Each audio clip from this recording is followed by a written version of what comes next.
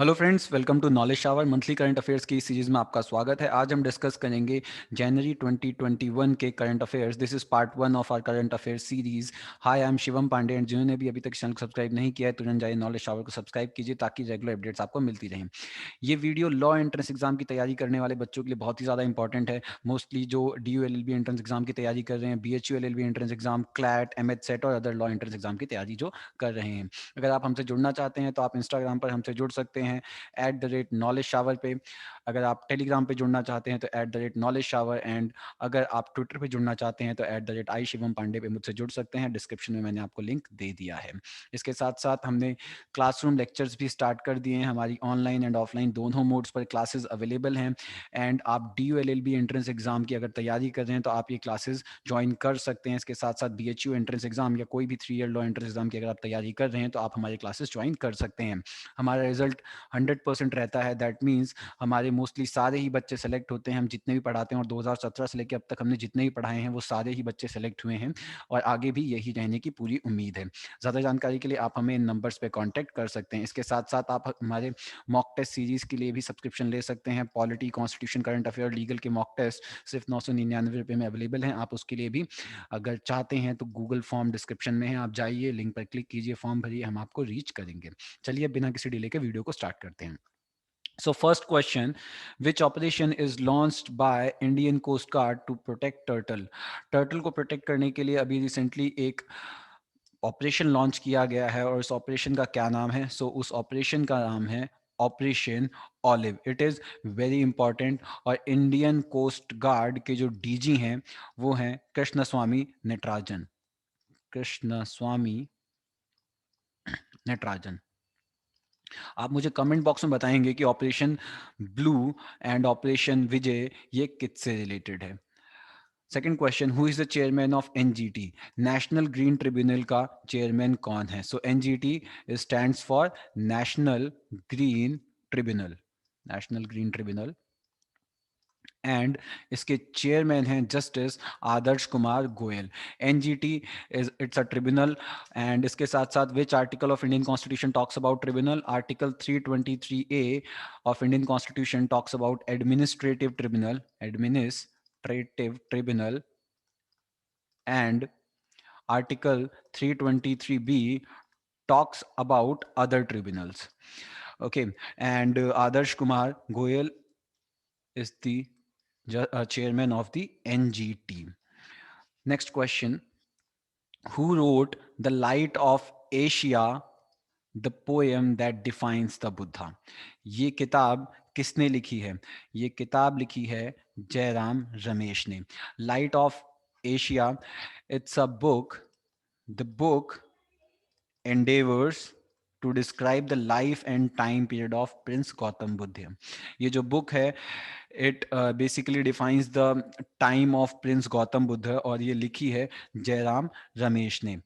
इसके साथ साथ एक और किताब है to win your battle stay alive. To win your battle बहुत अच्छी किताब है, to win your battle stay alive, और ये किताब लिखी है अनीता पीटर ने। Anita Peter. Okay, next question. ISRO has announced ISRO has announced the establishment of a dedicated control for the space situational awareness under what name? So basically ISRO ने announce किया है अपनी एक एस्टेब्लिशमेंट वो करेगी जो स्पेस सिचुएशंस के बारे में नज़र रखेगी, उसके बारे में बताएगी कि वहाँ क्या चल रहा है, कैसे चल रहा है, उसके बारे में।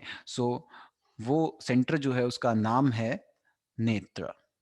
NETRA, नेत्र। और इसका फुल फॉर्म है network for space object tracking and analysing analysis. ये जो नेत्र होगा it will help direct space hazard to Indian satellites. So basically ये डिटेक्ट करेगा जो स्पेस हैजार्ड्स होते हैं, स्पेस हैजार्ड्स जो इंडियन सैटेलाइट्स को नुकसान पहुंचाते हैं, उनको ये डिटेक्ट करेगा और उनको डिटेक्ट करने के बाद, ट्रैक करने के बाद ये कोशिश करेगा कि उनसे बचाया जाए अपनी सैटेलाइट्स को, या डिस्ट्रॉय कर दिया जाए। Okay, so Chilahati Haldibari rail link is between, ये रेल लिंक कौन से दो देशों के बीच में है? So Chilahati Haldibari rail link is between India and Bangladesh, India और बांग्लादेश के बीच में है। ये जगह है बांग्लादेश में, और हकदुबरी ये जगह है वेस्ट बंगाल में इन इंडिया। आप मुझे बताएंगे कि बांग्लादेश के प्राइम मिनिस्टर का क्या नाम है? Who is the father of the fibre optics, fibre optics के फादर कौन है? So father of fibre optics is Narendra Singh Kapany, Narendra Singh Kapany is the father of the fibre optics. ये इंडिया बॉर्न अमेरिकन साइंटिस्ट हैं, India born physicist, American physicist. तो इन्होंने fibre optics को इजाद किया था और he is known as the father of fibre optics. Recently अभी 94 वर्ष की आयु में इनका देहांत हो गया है। In which city did the RBI set up automatic bank processing centre? Automatic bank processing centre जो है आरबीआई ने अभी कौन सी सिटी में अभी अभी लगाया है? सो वो सिटी है Jaipur, the pink city Jaipur, यहाँ पे लगाया गया है। ऑटोमेटिक बैंक प्रोसेसिंग सेंटर क्या होता है? ऑटोमेटिक बैंक प्रोसेसिंग सेंटर ये होता है कि आपका कोई भी खराब नोट है या आपके जो भी नोट्स हैं वहाँ जाइए आप बदलवा सकते हैं। Okay, international migration day is celebrated on, international migration day कब सेलिब्रेट किया जाता है? सो इंटरनेशनल माइग्रेशन डे, जिसे प्रवासी भारतीय दिवस भी कहते हैं, इसको सेलिब्रेट किया जाता है 18th ऑफ दिसंबर को, 18 दिसंबर को सेलिब्रेट किया जाता है। और इस बार इसकी थीम थी री इमेजिनिंग ह्यूमन मोबिलिटी, री इमेजिनिंग ह्यूमन मोबिलिटी। इंपॉर्टेंट है ये क्वेश्चन, ये इसकी थीम थी। इसके साथ साथ इसको हम माइग्रेंट दिवस को हम ये भी कहते हैं प्रवासी दिवस, that is international diaspora day, ये भी कहा जाता है। इसके साथ साथ इस दिन नेशनल माइनॉरिटी राइट्स डे भी मनाया जाता है, national minority rights day.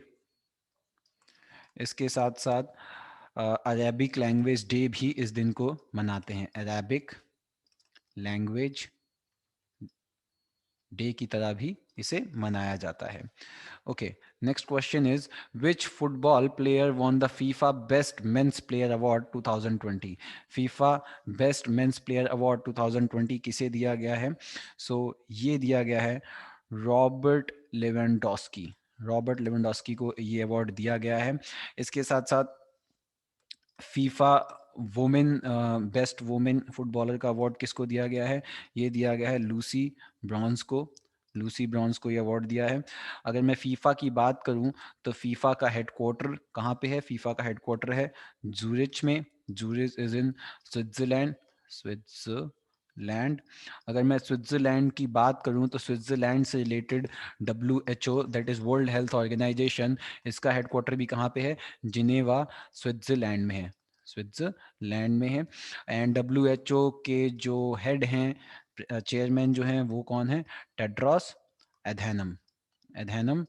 And जो चीफ चीफ साइंटिस्ट हैं WHO में, इंडिया की चीफ साइंटिस्ट ऑफ WHO, वो सौम्या स्वामीनाथन जी हैं, Swaminathan. This is important.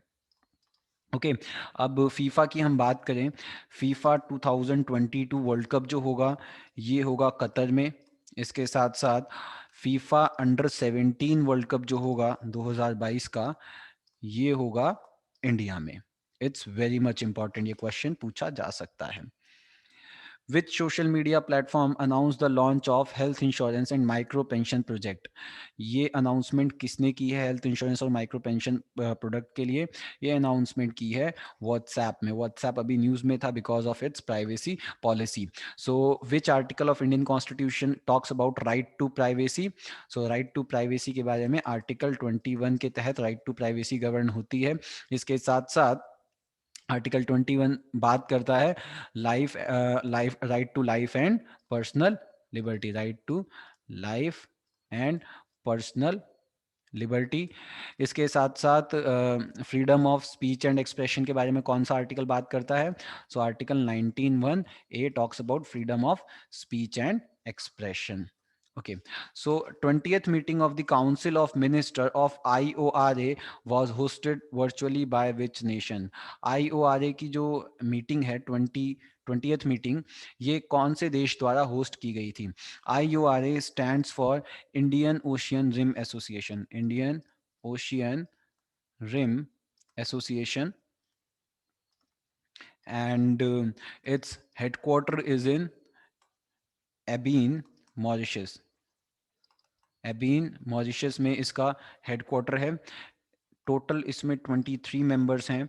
And अभी रिसेंटली जो 23rd मेंबर अभी अभी जुड़ा जो है वो है France. France is the 23rd member. So इसकी मीटिंग इस बार किसने होस्ट की थी? यूएई, यूनाइटेड अरब अमीरात.